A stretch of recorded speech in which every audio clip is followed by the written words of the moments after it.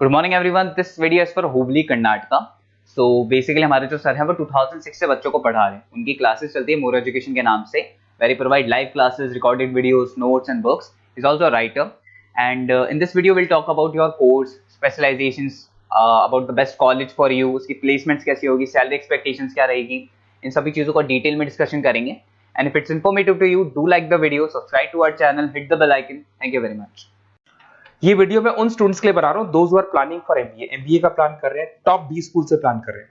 उसके लिए एक एग्जाम लगता है कॉमन एडमिशन टेस्ट। इसके ऊपर बहुत डिटेल में डिस्कस करेंगे। आईएम्स तक कैसे पहुंचना है उसको अपन डिस्कस करेंगे। इसके अंदर कैट एग्जाम की इंपॉर्टेंट डेट्स, कैट एग्जाम क्या होता है, एग्जामिनेशन पैटर्न क्या है, एलिजिबिलिटी क्या है, एग्जामिनेशन स्ट्रेटजीज क्या है, कैसे आपको एग्जाम देना चाहिए, आईएम्स तक पहुंचेंगे तो उसके कट ऑफ्स क्या होंगे और नॉन आईएम्स कॉलेज के कट ऑफ क्या होंगे, सब डिस्कस करेंगे। न्यूज़पेपर में आया था 42% कम 2027 तक मशीनें करेंगी।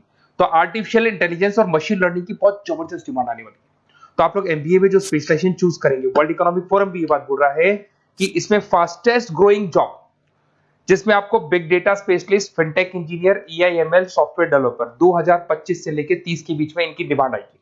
तो आप एमबीए में जो स्पेशलाइजेशन चूज करें उसमें ये वाले स्पेशलाइजेशन रखना, फिनटेक वाला, बिग डेटा वाला, इसकी जबरदस्त डिमांड आने वाली है। बहुत सारी जॉब से जो जाने वाली है, जैसे 2025 से 30 के बीच में आपका पोस्ट ऑफिस क्लर्क है, बैंक टेलर है, data entry, cashier, ticket checker. अगर आप कैशियर की बात करें, जरूरत ही नहीं है बैंक में, आप विड्रॉल भी मशीन से कर रहे हो, डिपॉजिट भी मशीन में करवा रहे हो, पासबुक अपडेट मशीन से हो रही है, तो यहाँ पे मशीनें काम कर रही है। तो बहुत सारी जॉब्स आने वाली और जाने वाली है। तो आप स्पेशलाइजेशन वो चूज करना जिसकी मार्केट में जबरदस्त डिमांड है। बेसिकली मेरा क्लासेस चलता है, मैं एमबीए को पढ़ा रहा हूँ 2006 से।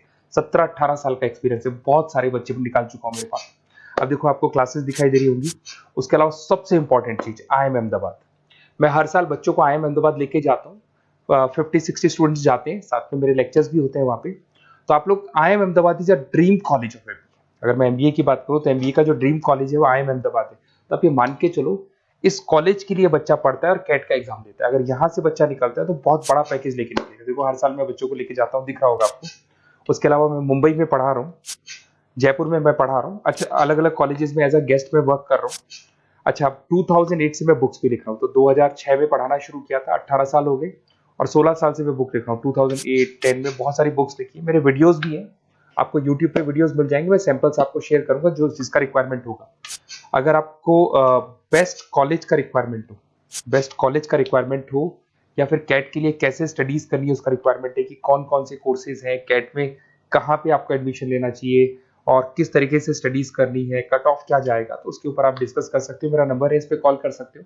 बाकी मैं अगर क्लास में रहता हूँ तो आप मेरे को व्हाट्सअप कर सकते हो अपना name, number, city, state, course और कहाँ से आपको अपना एमबीए करना है और किस तरीके से कैट का प्रिपरेशन करना है। अब अपन आते हैं एक एक करके कैट के स्पेशलाइजेशन पे। What about cat?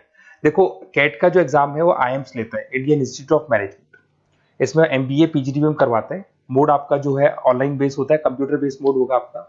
ड्यूरेशन 2 घंटे का आपका पेपर होगा। इसमें आपको verbal ability, reading comprehensive, data interpretation, logical reasoning and quant मिलेगा। तो 3 सेक्शन में डिवाइडेड है पेपर। आपको हर सेक्शन में 40 मिनट्स मिलती है। 2 घंटे का आपका पेपर है, तो उसको कंप्लीट करना है। तो इसमें पढ़ना कैसे है, उसकी स्ट्रेटजीज क्या है, इसको अपन आगे डिस्कस करेंगे। देखो आपको इंपॉर्टेंट डेट्स दिखाई देंगी। नोटिफिकेशन इसका जुलाई 25 तक आ जाता है। उसका रजिस्ट्रेशन अगस्त में स्टार्ट होते हैं, सितंबर में आपका लास्ट डेट है, एडमिट कार्ड अक्टूबर में आता है, नवंबर में लास्ट संडे, जो लास्ट संडे होता है नवंबर का, उस दिन एग्जाम लगता है इसका, और जनवरी तक रिजल्ट आ जाता है। अब देखो इसमें बहुत सारी चीजें जो अपन डिस्कस करेंगे। टोटल इसमें 66 मार्क्स का पेपर होता है, वेरी भी करता है थोड़ा बहुत। 40 मिनट्स पर सेक्शन को मिलता है। इसके अंदर आपका इंग्लिश है, रीजनिंग है, क्वांट है, इनके लिए अलग अलग टाइम मिलता है। 1/3 इसमें नेगेटिव मार्किंग रहती है। मतलब अगर आपने कोई किसी ऑप्शन बेस्ड क्वेश्चन को तुक्का मारने की कोशिश की तो 1/3 कट जाएगा।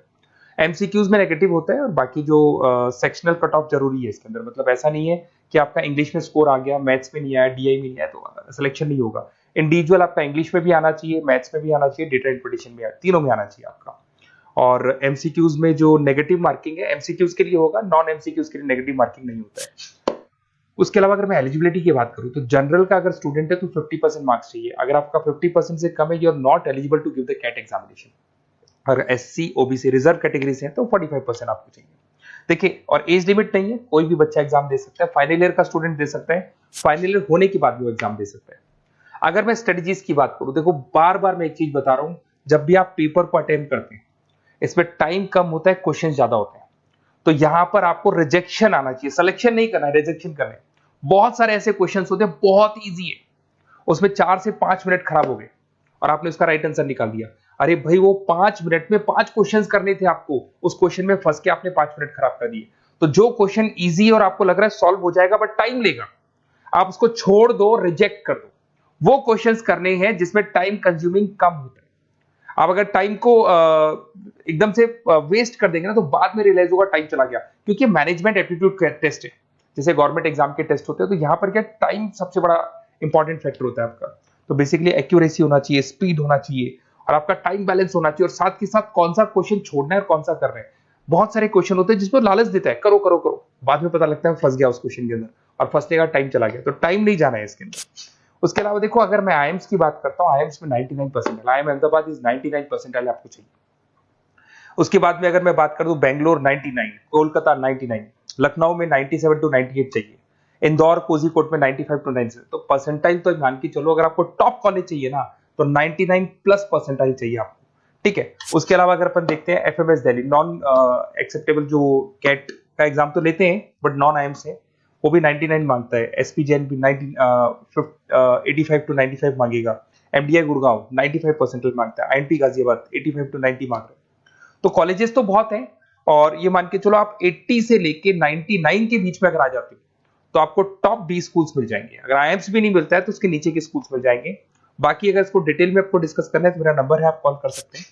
अच्छा, उसके अलावा मेरा नंबर आपको दे दिया मैंने, अगर मैं कल क्लास में हूं या कॉलेज में और फोन नहीं उठाता तो व्हाट्सएप कर देना, अपन डिटेल में डिस्कस करेंगे सारी चीजें, और कहां से आपको कैट करना चाहिए, कौन सा इंस्टीट्यूट बेस्ट रहेगा वो भी मैं आपसे डिस्कस करूंगा, कौन से कॉलेज में आपका एडमिशन लेना चाहिए वो भी डिस्कस करेंगे, किस तरीके से आपको पढ़ाई करनी है, नोट्स कैसे मिलेंगे, वीडियोस कैसे मिलेंगे, सब डिस्कस करेंगे।